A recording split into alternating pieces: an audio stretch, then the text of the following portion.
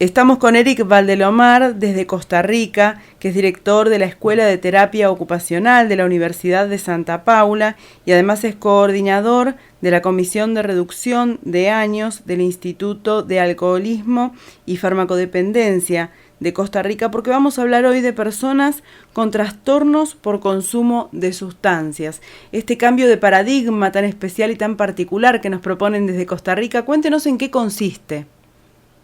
Muchas gracias, Natalia, por la invitación y es un honor estar en Hablemos de Salud. Y un saludo para todas las personas que nos escuchan de Argentina.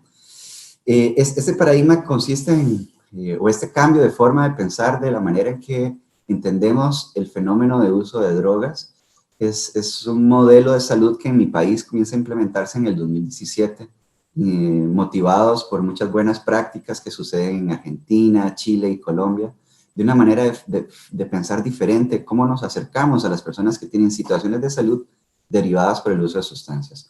Lo primero es que siempre le hemos llamado personas adictas o adicción. La adicción no es un concepto muy claro científicamente. De hecho, se utiliza coloquialmente para poder hablar de alguien que tiene situaciones derivadas por el uso de sustancias.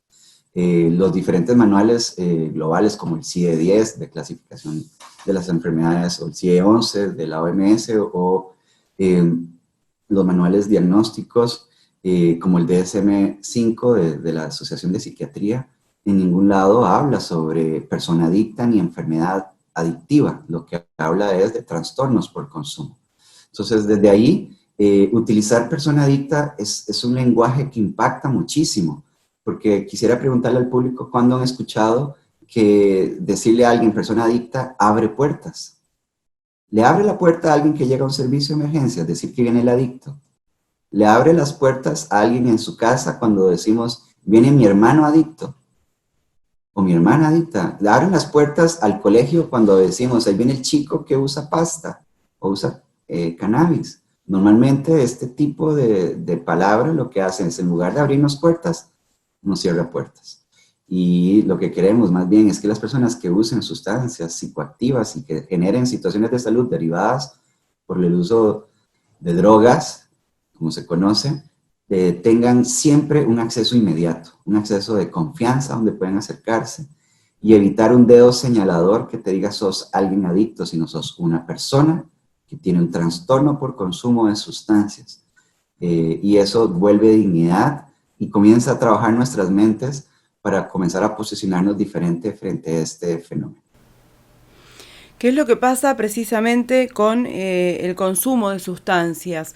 Esto que hablábamos antes de comenzar la nota, de que la persona que tiene que llegar a utilizar una sustancia es como un bastón, usted nos decía, ¿no? Bueno, ¿cómo se trabaja en ese sentido? Gracias. Sí, normalmente a veces pensamos de que las personas que tienen trastornos por uso de sustancias o de drogas están ahí porque quieren.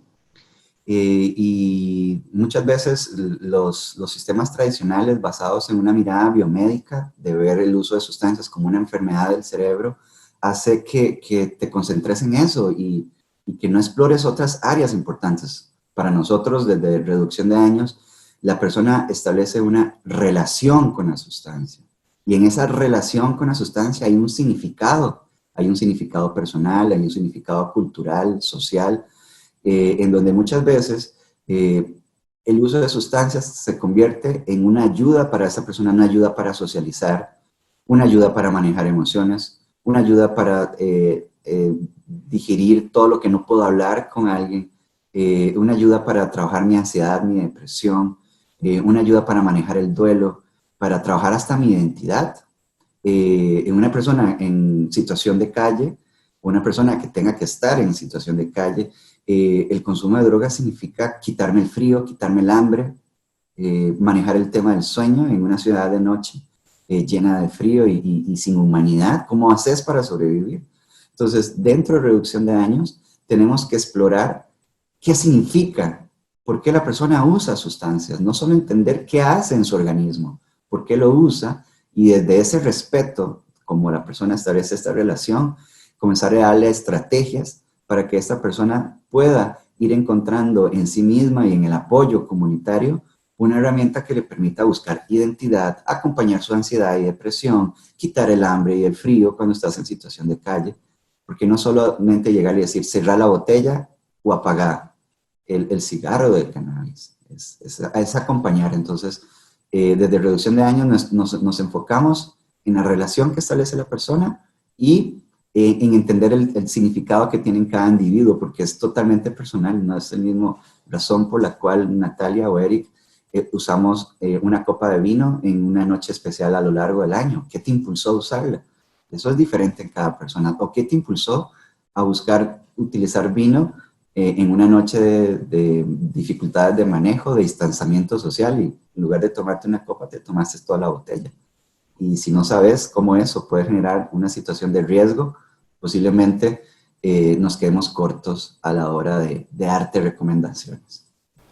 Quiere decir que hay otras necesidades que son previas al consumo de sustancias, es decir, hay algo ahí en la relación con la sustancia que tiene que ver con otro tipo de relaciones que no estamos pudiendo manejar.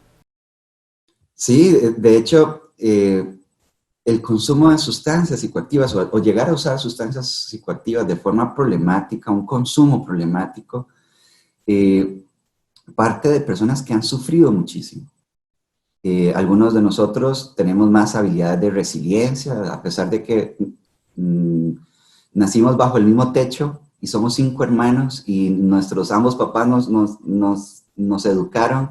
Alguno de esos 5 tiene más impacto, esa falta de amor o falta de instrucción o a veces falta de alguien que te acompañe en procesos. Y lo que nos dice la evidencia es que las personas que están en situaciones extremas de sufrimiento, gente que tenga condiciones socioeconómicas difíciles, gente que tenga situaciones de salud difíciles, gente en donde la familia ya haya un consumo problemático y no hayan recibido información, es muy probable que estas personas terminen teniendo más riesgo de desarrollar consumos problemáticos que alguien que ha tenido la posibilidad de tener educación, de tener acceso a salud, de tener acceso a cultura, de tener acceso a trabajo. Entonces, desde reducción de daños entendemos que para que alguien llegue ahí tenemos que trabajar factores estructurales de la sociedad. Tenemos que cambiar nosotros como sociedad si es que queremos que nuestros hijos, amigos, padres y futuras generaciones tengan una relación diferente con el uso de sustancias. Pero en una sociedad en donde no hay diferencia entre drogas buenas y malas y piensa que las drogas legales son buenas, como lo venden el tabaco y el alcohol, no importa, debe ser bueno y lo justifico, lo naturalizo, no importa que veamos alcohol todo el tiempo en nacimientos, en divorcios, en los 15 años, cuando gane o pierda mi equipo de fútbol, siempre está relacionado al alcohol. En tiempo de pandemia, el alcohol es una de las sustancias que siempre ha estado disponible para todos nosotros. Como a las personas que tienen relaciones problemáticas con el alcohol, ni siquiera pensamos de que deberían de recibir información, pero como las personas que eligen utilizar drogas ilegales, inmediatamente nuestro pensamiento es, tiene que ir a terapia, tiene que ir a tratamiento, tenemos que internarlo. ¿Por qué las drogas buenas, legales, ni siquiera pensamos en que reciban atención? ¿Y por qué alguien que usa drogas ilegales lo empujamos a un tratamiento residencial sin ni siquiera ir primero a una atención ambulatoria? Entonces, a veces, como la sociedad entiende el uso, impulsa a que los usuarios de drogas ilegales a recibir tratamiento de forma temprana y de forma involuntaria. Pero en cambio, las personas que tienen situaciones por drogas legales ni siquiera pensamos que deberían de acercarse a un servicio de salud. Entonces, desde ahí, entender qué significa el sufrimiento que impulsa a alguien a engancharse de una manera más problemática o qué historia hay detrás de eso, es lo primero que debemos de hacer. Porque no es solo el consumo. Si visualizas un iceberg, el uso problemático es lo que puedes ver de un montón de cosas que están abajo, que hay que trabajarlas muy finamente. Desde terapia ocupacional, el sinsentido ocupacional, el no tener un proyecto de vida, el pensar que no sos bueno para nada, o que poco a poco, por ir enganchándote con una sustancia muy fuerte como cocaína, dejaste de lado todas aquellas otras ocupaciones que también eran importantes para ti, eran significativas para vos, Y desde mi perspectiva, esas mismas ocupaciones significativas son las que pueden ser el gancho de que alguien comience a ser más consciente sobre sus formas de consumo y que quiera un cambio.